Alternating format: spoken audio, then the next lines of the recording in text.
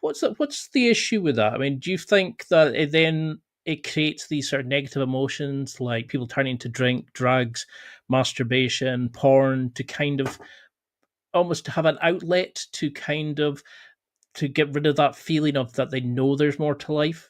Is that the danger to this, that we are led into a society of wants rather than needs? We're kind of pushed into impressing the Joneses down the street rather than what we can create in the world and what we can give back to others.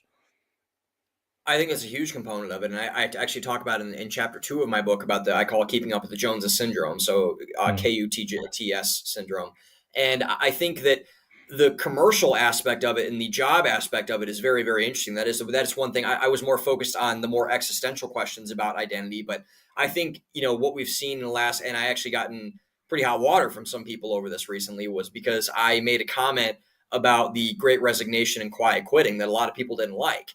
And I said I see basically that. and I basically said all of the Great Resignation. I think the Great Resignation is bullshit. I think it's absolute bullshit on a lot of things. And mind you, I want to clarify this to something because I think this is what a lot of people get lost in the sauce. I am not a corporate shill. Like I work for a corporation in my day job, and I I'm very, very grateful to give me employment and an opportunity to do this with you. But I am probably the most anti-big corporation person you will meet in a lot of different ways. I don't like big things. I don't like big government. I don't like big corporations. I don't like big networks of people. I don't like big things. I don't trust big things.